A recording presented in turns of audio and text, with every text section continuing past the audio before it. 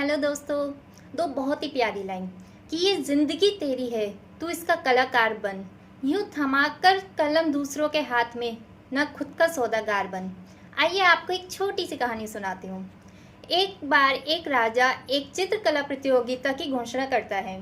1 महीने के अंदर जो भी सबसे सुंदर पेंटिंग राज दरबार में पेश की जाएगी, उसे विजेता बनाकर 100 स्वर्ण मुद्राएं दी जाएंगी। लेकिन राजा एक छोटी सी कंडीशन रख देता है। कंडीशन ये होती है कि उस विनर को सिर्फ राजा अपने अनुसार डिसाइड नहीं करेगा। जो पेंटिंग नगर के हर वासी को पसंद आएगी, जो सबसे ज़्यादा लोग पसंद करेंगे, उसी को विनर माना जाएगा। ये शर्त सबको थोड़ी अटपटी लगती है, क्योंकि सब सोचते हैं कि हम कितनी भी अच्छी पेंटिंग क्यों ना बना लें, ऐसा तो बहुत मुश्किल है कि वो हर किसी को पसंद आ जाए। लेकिन क्योंकि इनाम इतना बड़ा था, 100 गोल्ड कॉइन्स, तो सब अपनी अपनी कला आजमाने चले आते हैं। देश भर से बड़े कलाकार इस प्रतियोगिता में हिस्सा लेने आते हैं। उन्हीं में से एक 21 वर्ष का लड़का राजेश होता है। राजेश एक बहुत ही अच्छा कलाकार था। वो बहुत सुंदर मूर्तियाँ, पेंटिंग्स बनाया करता था। तो राजेश सोचता है कि अगर विजेता इसी बात पे घोषित होना है कि सभी को वो पेंटिंग पसंद आए, तो क्यों ना मैं अपनी पेंटिंग पहले से ही सभी की राय लेके उनकी पसंद की बनाऊं। बस फिर क्या था, राजेश लग जाता है। वो दिन रात एक करके 30 दिन की जगह 15 दिन में अपनी बहुत सुंदर पेंटिंग बनाकर तैयार कर लेता है। राजेश अपनी पेंटिंग को ले जाकर एक नगर प्रदर्शिका में टांग देता है और साथ में एक बोर्ड पर लिखता है कि जिस किसी को भी इस पेंटिंग में कुछ भी कमी नजर आए, वो अपना सुझाव एक पर्ची में लिखकर यहाँ छोड़ दें। उसका सुझाव पेंटिंग में सुधार किया जाएगा। उस शाम को जब राजेश वापस अपनी पेंटिंग के पास पहुंचता है, तो देखता है कि 80-90 पर्चियां वहां पे होती हैं। राजेश को ये देख के थोड़ी निराशा होती है। वो सोचता है, मैंने दिन रात मेहनत कर कर इतनी सुंदर पेंटिंग बनाई, फिर भी इसमें इतनी कमियां हैं। पर राजेश अपने आप को संभालता है। वो 2 दिन की कड़ी मेहनत करके एक एक पर्ची का सुझाव निकालकर अपनी पेंटिंग को संवारता है, अच्छा बनाता है। अब वो उसी पेंटिंग को वापस उस नगर प्रदर्शिका में रखता है और फिर से बोर्ड पर यही लिखता है कि जिस किसी को भी इसमें कोई भी कमी नज़र आए, वो एक पर्ची पर अपना सुझाव लिखकर यहाँ छोड़ दें। इस बार राजेश सोचता है कि अब तो मैंने सबकी पसंद की पेंटिंग बना दी है, आज तो मुझे बहुत कम सुझाव मिलेंगे।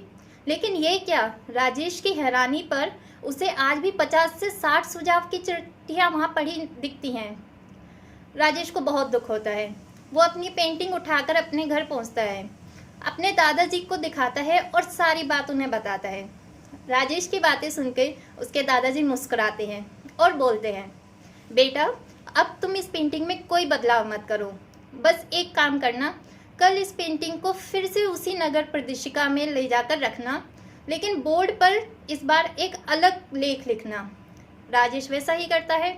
अगला दिन निकलता है, वो ले जाकर नगर प्रदर्शिका में लगाता है और इस बार दादाजी के कहे अनुसार वो बोर्ड पे लिखता है कि जिस किसी को भी इस पेंटिंग में कुछ भी कमी नज़र आए, यहाँ रखे रंगों और ब्रश को लेकर वो उस पेंटिंग में अपने हिसाब से सुधार कर दे।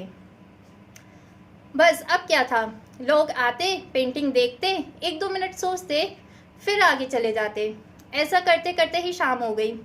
इस बार राजेश ने शाम को आकर देखा कि उसकी पेंटिंग में सिर्फ 1 या 2 सुधार थे। तो राजेश को बहुत हैरानी हुई कि कल तक जिसमें 50-60 सुझाव आए थे, आज कोई सुधार ही नहीं। राजेश अपने घर जाता है। उसके दादाजी उसे बोलते हैं, तुम इस पेंटिंग को इसी तरह राजा के दरबार में ले जाकर जमा कर दो और बोर्ड पर यही लिखना। राजेश ऐसा ही करता है। एक दिन राजा के दरबार में ले जाकर उस पेंटिंग को जमा करता है और बोर्ड पर फिर से लिखता है, जिस किसी को भी इस पेंटिंग में कोई कमी नज़र आए, वो कृपया पेंट ब्रश उठाकर उसमें सुधार कर दे, नहीं तो उनकी पसंद मानी जाएगी। इसी तरह से कंपटीशन शुरू होता है। सब लोग आकर उस पेंटिंग को देखते हैं, लेकिन कोई उसमें सुधार करने के लिए आगे नहीं बढ़ता। इसलिए राजेश की पेंटिंग सभी को बहुत पसंद आती है और उसे विजेता घोषित कर दिया जाता है। राजेश को 100 स्वर्ण मुद्रिकाएं दी जाती हैं। राजेश बहुत खुश होता है। So guys, this story clearly shows us कि हम चाहे कितने भी अच्छे क्यों ना हो, चाहे दूसरों के हिसाब से खुद को कितना बदल लें, कितना अच्छा बना लें, लेकिन हम कभी हर किसी की नज़र में अच्छे नहीं बन सकते। We can't be gems in every one size. So हमें हर किसी की सुनकर खुद को नहीं बदलना है। हर किसी को कभी ना कभी हमसे, हमारी बातों से, हमारी सोच से, हमारे काम से परेशानी होगी ही। हमें खुद पर यकीन करना है कि हम क्या कर सकते हैं, क्या सही है, क्या गलत है।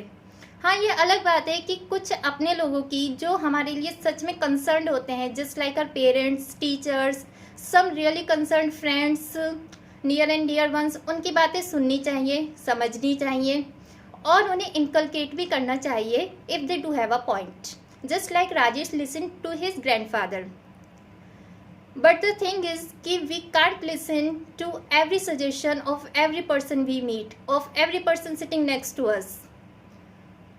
So हमें ये ध्यान रखना चाहिए कि हम जो भी करें उसमें सबकी मर्जी हो ना हो, हमारे लिए वो सही होना चाहिए और उससे किसी का नुकसान नहीं होना चाहिए। So with this message, I hope you all understood the depth of this short story. So please do like, subscribe and share this video. This is Alpi Goel signing off.